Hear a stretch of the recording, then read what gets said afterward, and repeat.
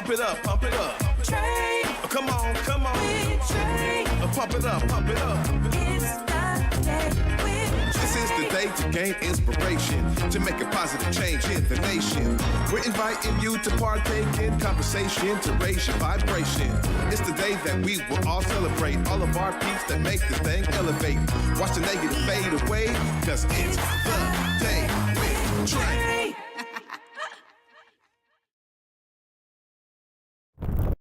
Welcome to another episode of The Day with Trae. Of course, I'm your buddy Besa Gordon, filling in for my good sis Trae Holiday. We actually have a very jam-packed show today, and I'm very, very excited for it. First and foremost, we are joined by Kelvin Peprah. Look, one of the things that we are talking about today is imposter syndrome, and that, I think, is a huge thing within all communities, not just the community that looks like me. I'm very excited to talk about this. Plus, he has a mixer that is coming up, and we're definitely going to talk about that. Plus, we are joined by Beniam from BY Visuals, and he also has an event coming up, and we are definitely going to dive in with that. But up first, we have Kelvin.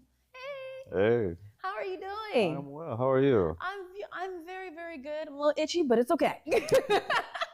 Everyone knows I'm going through my skin issues, so I don't mind saying that out loud. Now, you are a therapist, you're a consultant, you're a public speaker. And as I said, one of the things that we are talking about today is not only mental health in the BIPOC communities, but imposter syndrome. Yes. I honestly would love to start out with the imposter syndrome, because that was something that, I hate to say it, I didn't really know that it was a thing until about a year or two ago. And then I was able to see where I fall into it myself. Yeah.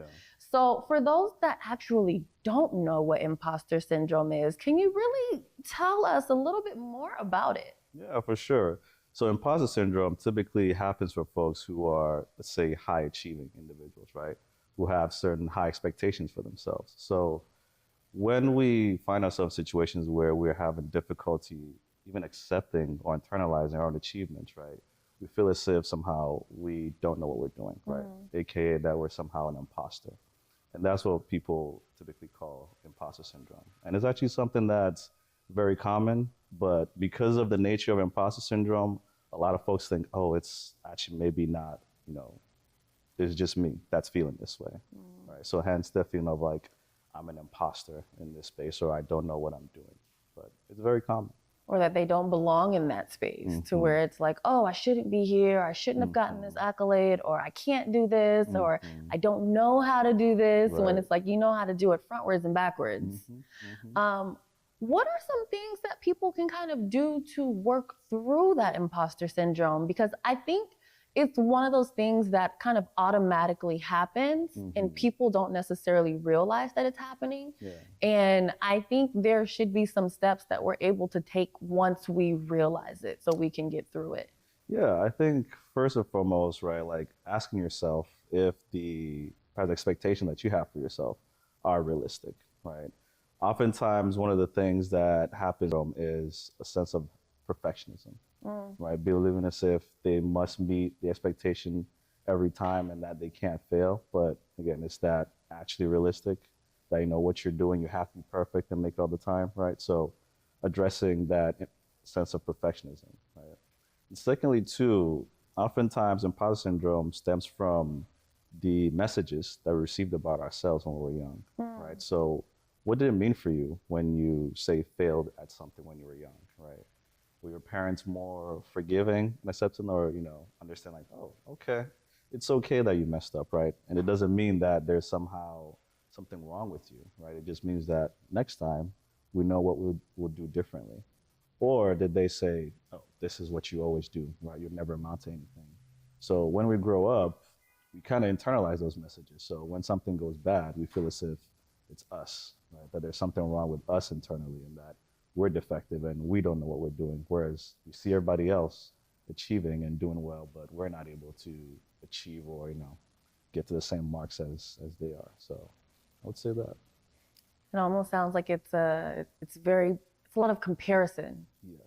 And sometimes it's comparison to what you think you should be doing. It might be to someone else, but sometimes it's comparison to yourself. Right. Right. in maybe something that you've done before, and maybe somehow, some way you've gotten lost in the shift of all the things going on. Right.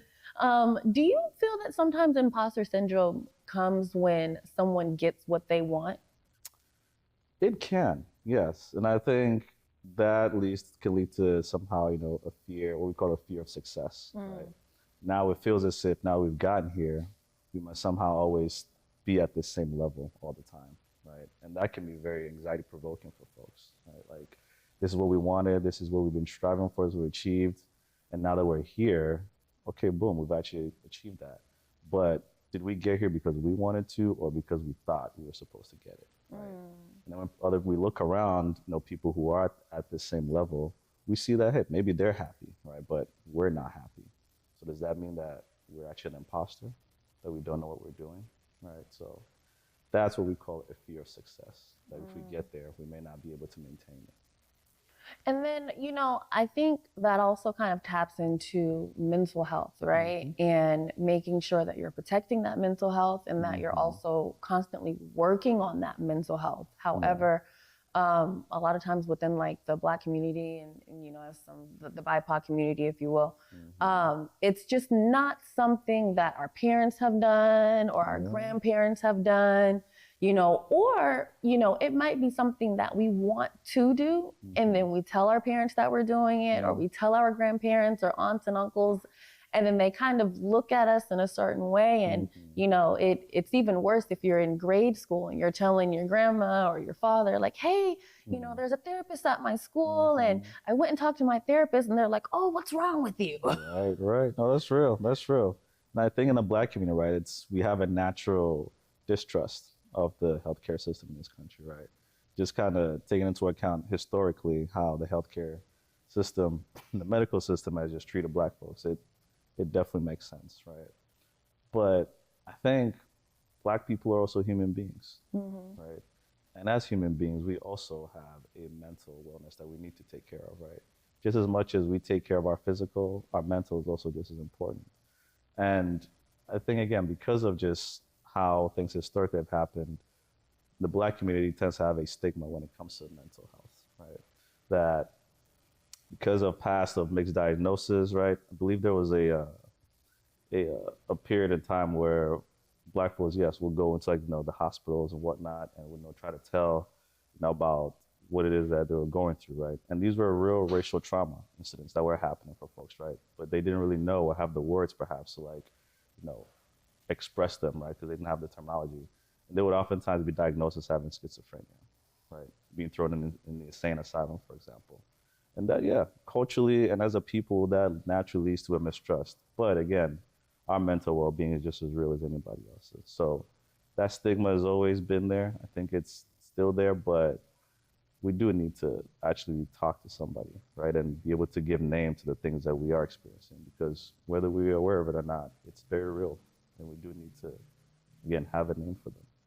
What are some things that people should know that you actually are working through when you are seeing a therapist and you're working through your mental health? It's not always a matter of you had a mental breakdown, right? Like, you might actually be a happy-go-lucky person and you just want to stay happy-go-lucky. That's fair. That's fair. Can you tell some people different things that people are actually working through? And you don't necessarily have to talk about any of your clients, but different examples, because I think it's important for people to hear those examples to where it's I'm not in a midlife crisis, I don't need a therapist. And it's you're more so trying to be saved from going into that midlife crisis. Yeah, right. Yeah, so in my practice, right, I predominantly work with Black men. And a lot of these folks, tend to come to me kind of saying, I'm good, right? I've done all I can. I know I've been through some stuff, right? But I persevered and I went through it. But I don't know, I still feel like maybe there's something wrong that I need to check on. So I don't know, it's my first time doing therapy, and I'm just here to see what happens. I'm like, all right, cool. And you know what, no critique or no stigma or anything like that.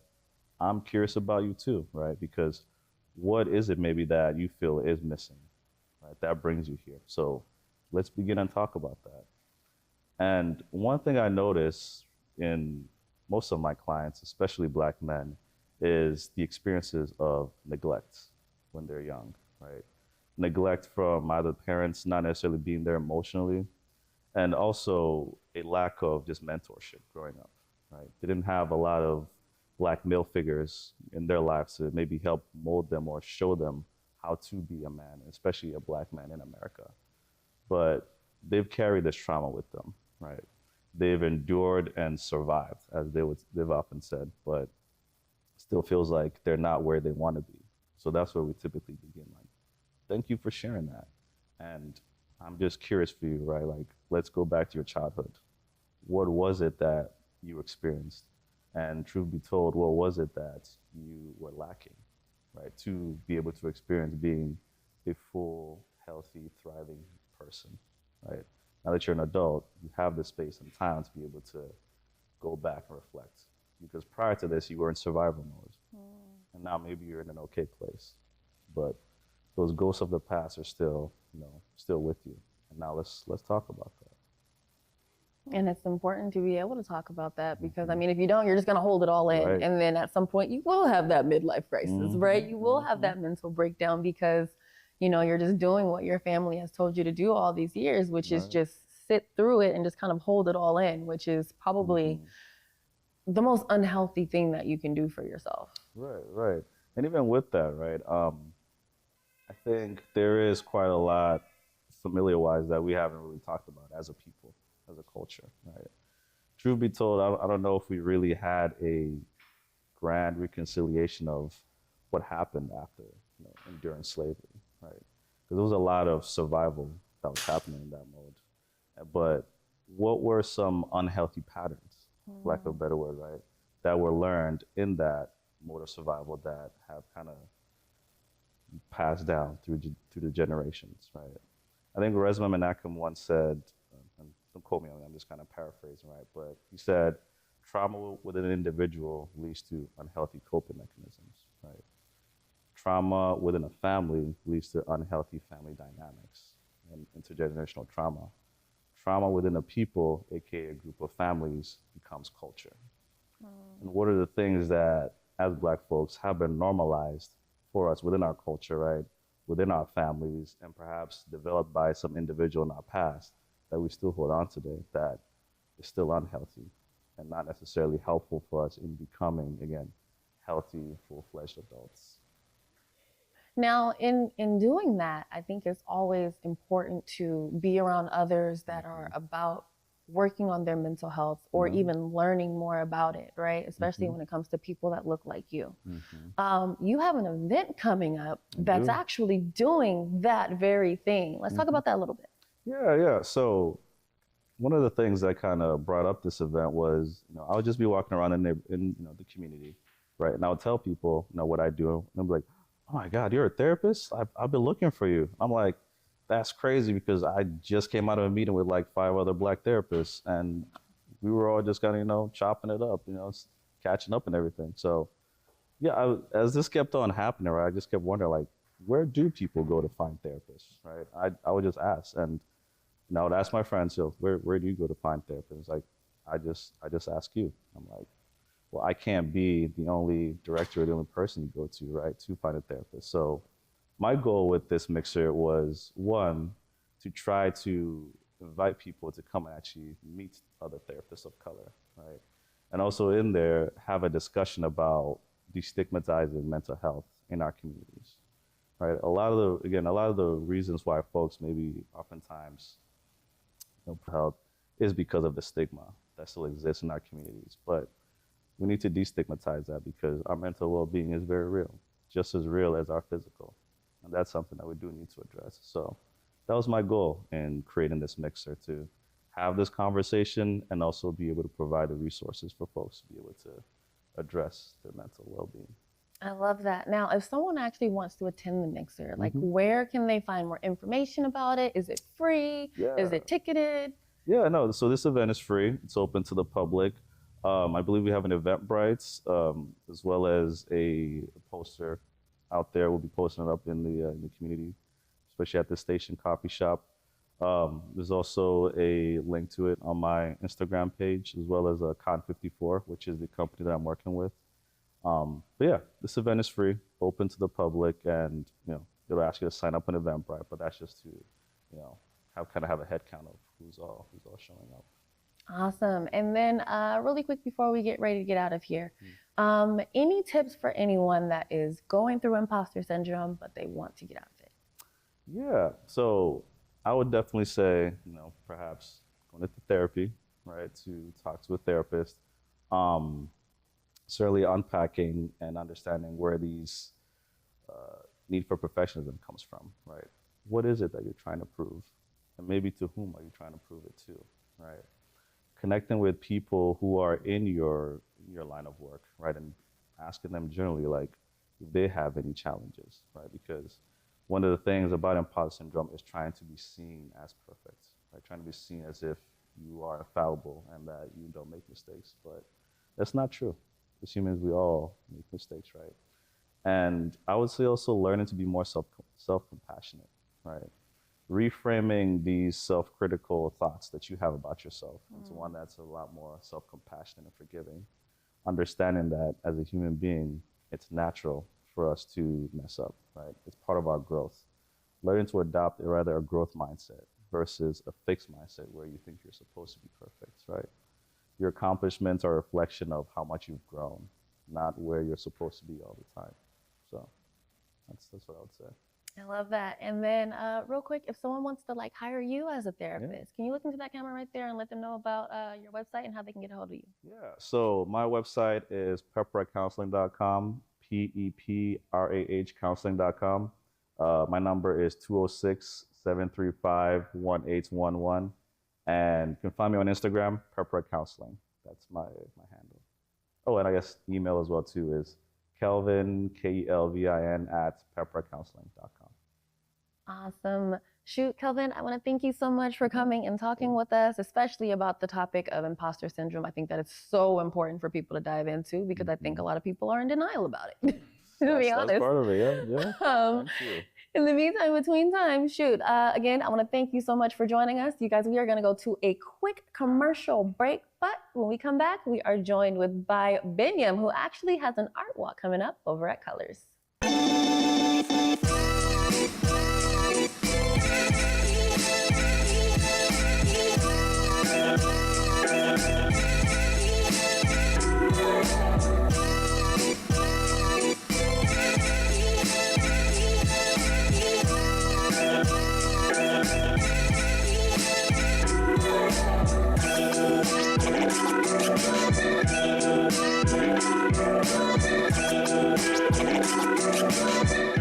Spring Awakening, live on stage this June at the Fifth Avenue Theater.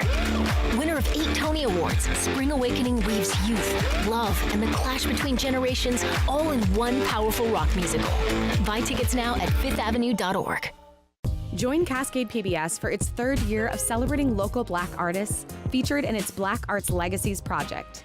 The evening will include performances by artists featured in the project, a portrait gallery of this year's artists, video highlights from the series, food, dancing, and more. Join us Tuesday, June 18th at 6:30 p.m. at Washington Hall. Learn more and RSVP for your free tickets at cascadepbs.org/events. Africatown Plaza is our latest affordable housing development project. It's 126 units of affordable housing over community commercial space. It's the first time in my career, and I've been doing this for 10 years, that I was able to design for people who look like me. Africatown Plaza is a beacon of hope. Africatown Plaza is a love letter to the community.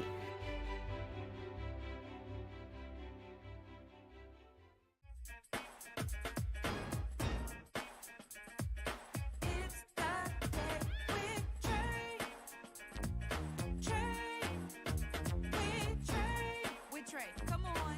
It's that day with Trae. Welcome back to The Day with Trae. Of course, I'm your buddy, Besa Gordon, filling in for my good sis, Trae Holiday. We just got done seeing some amazing artwork done by Beniam from BY Visual. And if I'm not mistaken, this is some artwork that came from his most recent trip over to Ethiopia. Look, he has an event coming up that's going to be over at Color Studios. We're going to talk about that. But first, we're going to get to know Beniam a little bit. How you doing? Doing well. Thank you for having me. Thank you for joining me today. Yeah. So, one, welcome back. I was able to see a little bit of your trip over in Ethiopia on your social media. How was that for you? I mean, it was an emotional trip, right? I haven't been back to Ethiopia in 16 years. And just to kind of see like the long-term effects of like the war that was going on in Tigray was emotional, you know, like hearing the perspectives from my family members and everything was definitely heavy, but I think it was healing for me. I think it was healing for my family as well. To not only hear stories, but to capture the content and to be able to, you know, like show my bigger community out here in Seattle, you know, kind of what I experienced out there, but also like, you know, how we could help as well, right? So I'm glad I went and I can't wait to go back, to be honest. And while you were there, I mean, being that you are a visual artist, you were able to capture those things to where we were also able to see it and almost experience it also. Why was that so important for you to do? Because you could have just gone there, experienced it, taken in the moment, but instead you went and you made sure you took in the moment, but also shared it with us. Yeah, that's an interesting question because, yeah, I mean, realistically, I could have went last year, but I think, one, emotionally, I wasn't ready to go.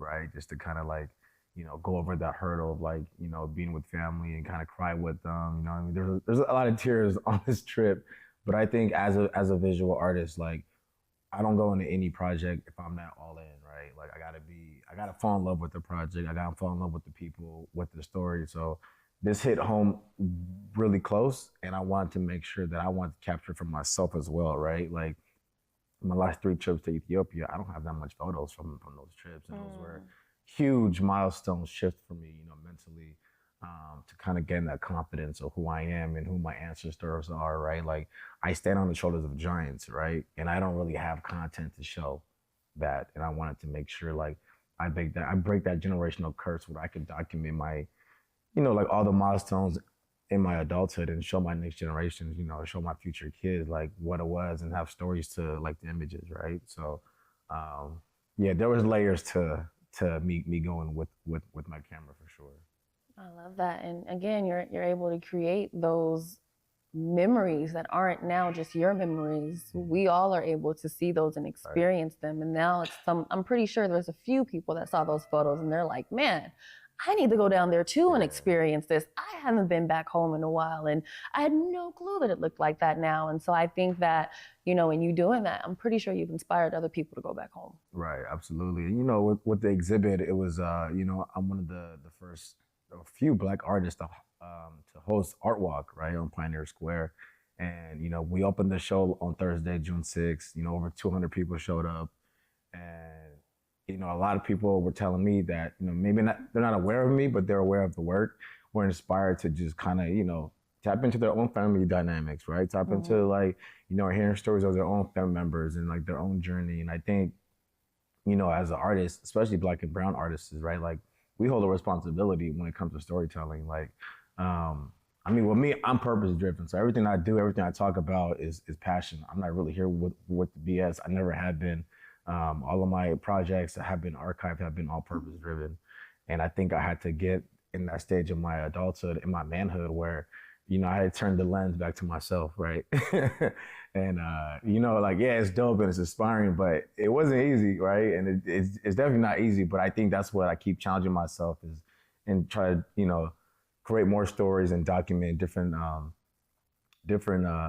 scope of my artistry, of my skill set. And if that inspires the next generation or my peers, I mean, that's just dope. I love that. And, you know, I met you over at the Up and Up.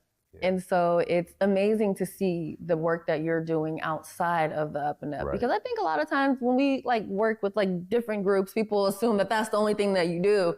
And that's not the only thing that you do. Like, you do a multitude of things. Right. Like, you don't even only do photos, you also do videography. I'm curious to know, for those that may be like, man, how do I do it all? How are you balancing all of this? I don't. Honestly, like, I'll put it like this.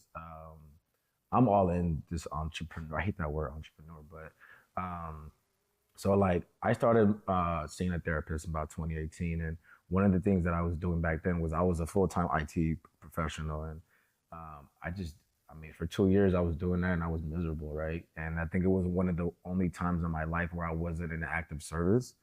I was just, graduated college, trying to do the whole get a job, make the parents proud, and I was miserable. And one of the things that my therapist said was, like if you're not in active service, I think you should find a hobby that allows you to connect to people, but also, where you could practice your craft in solitary.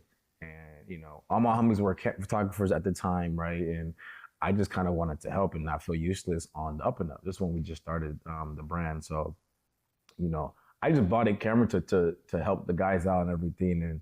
And between work ethic and discipline, I kind of just took off with it, right? Like, I'm an artist first, photographer second.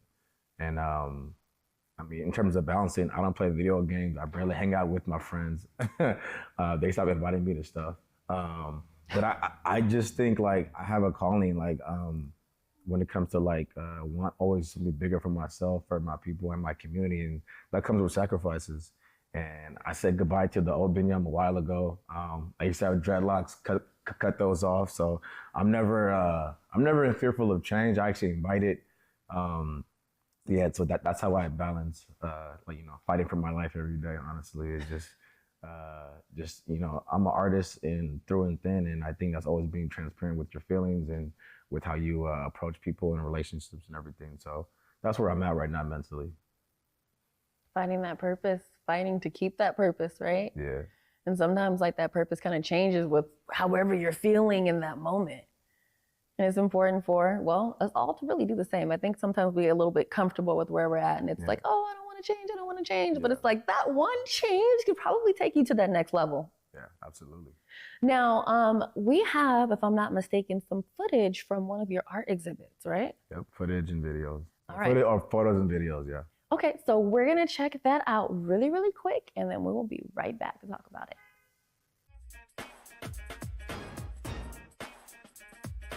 It's the day with Trae. With Trae, come on. It's the day with Trae.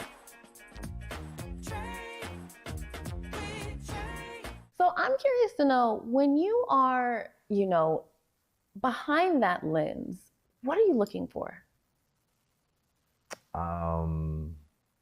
Honestly, I'm not looking for much. I don't like to try to create moments. I just try to capture it in real time. So I pay attention to almost everything and whatever I'm capturing. I like paying attention to small details that I feel like the average person is not noticing.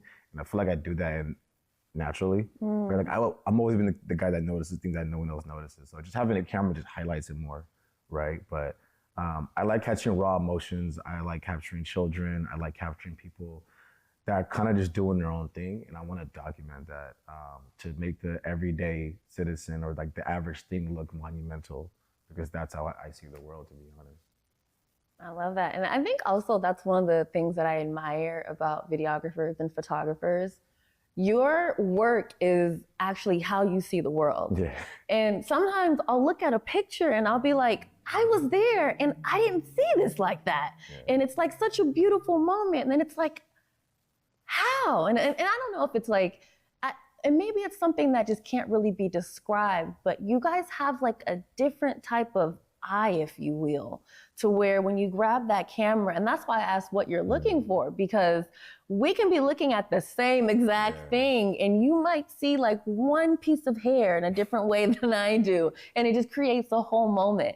What advice do you have for those that are trying to come up in photography or videography and they're just like, man, I can't get my artistic flow going? Yeah.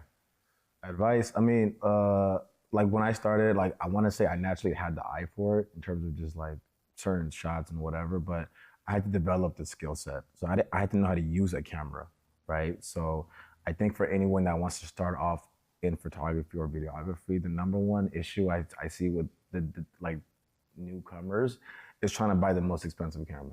That's not what you need. You got to develop your eye for it. And obviously the love for it too as well, right?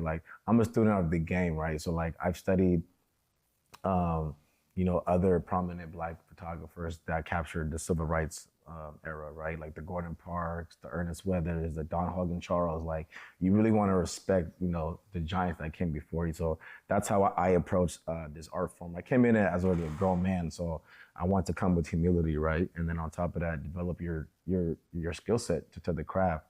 And if you don't have the eye for it, you will develop that over time through repetition. So even though this is an art form, I think artists get this stereotype that we're just free flowing and we're lazy and we smoke a bunch of weed and this and that. And I approach it as a business, right? Like I'm very organized and very militant on how I organize my day, my edits and everything. So when you come with the work ethic and mixed with the discipline, over time you start separating yourself amongst your peers.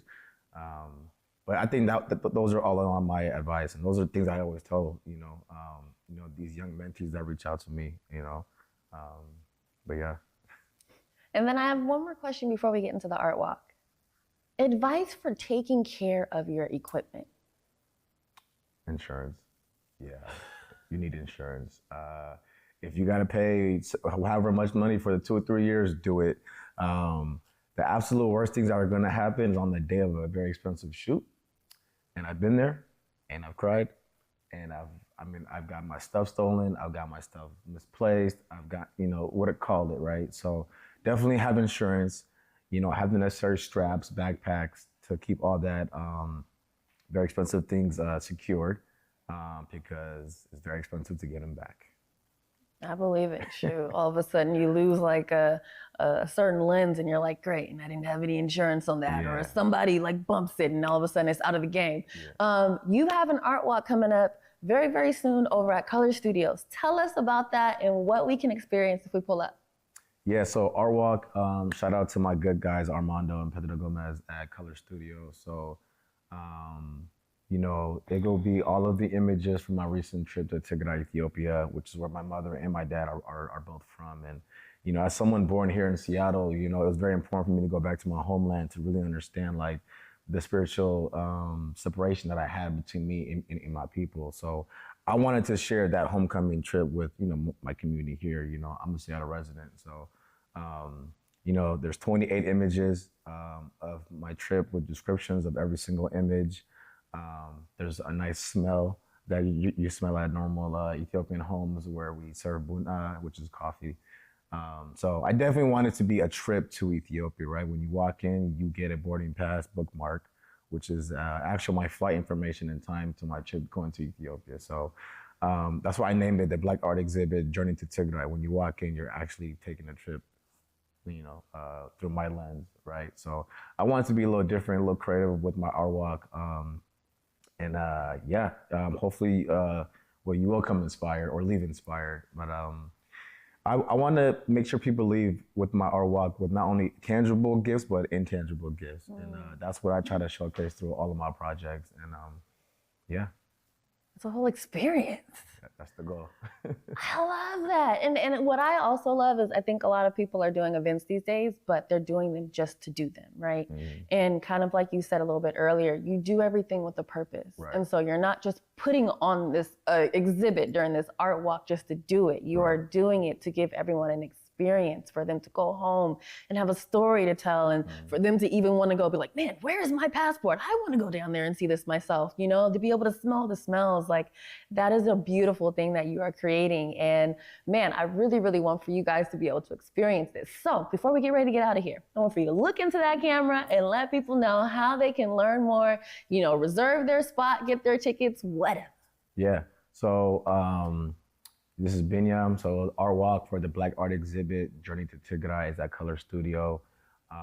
It's open for the audience all month of June. So please go down, get a visit. First 40 people get a boarding pass bookmark. So get your spot and get inspired. Awesome. And then if anyone wants to hire you for work. Yeah, if you want to hire me, my Instagram is Beniam_Y, Beniam spelled BENIAM_Y. My website is byvisualsproduction.com, or you can email me at byvisualsproduction@gmail. And let's work. Let's talk. Awesome. Well, shoot, Beniam, I want to thank you so much for talking with me and coming down here today to really talk about the the importance behind having purpose behind every single thing that you do and not just doing it to have like an extra check mark off, right? In the meantime, between time, you guys, look, we're gonna go to a quick commercial break. But when we come back, we are talking about who we're talking to, shall I say, tomorrow, right here on The Day with Trae.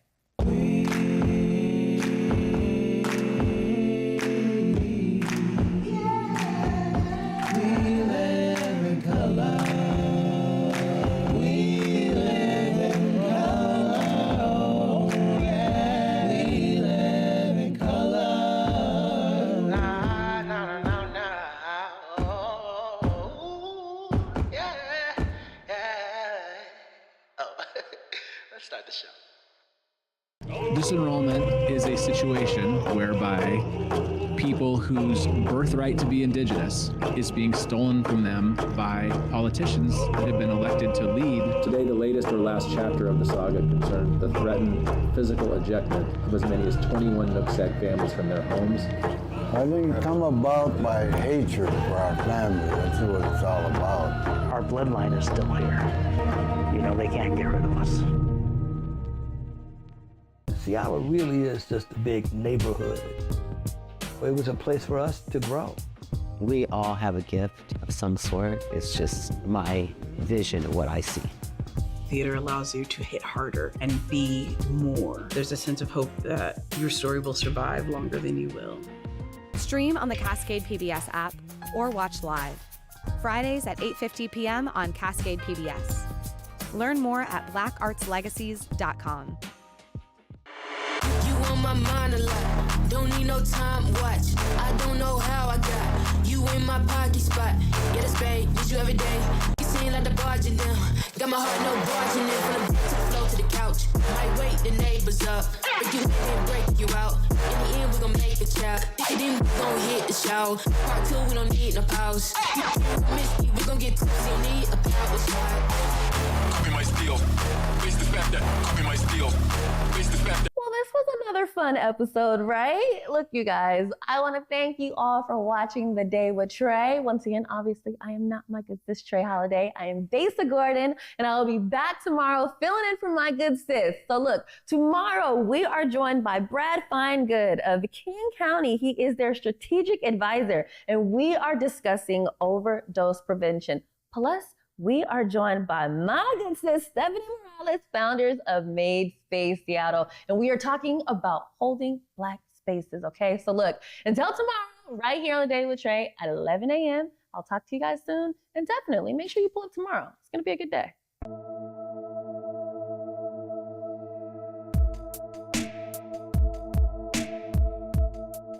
Converge Media produces culturally relevant content for Black and urban audiences. Our coverage is raw, transparent, and objective, praised by community leaders, government officials, and residents. Support Converge Media today via Venmo, Cash App, or PayPal at Converge Media.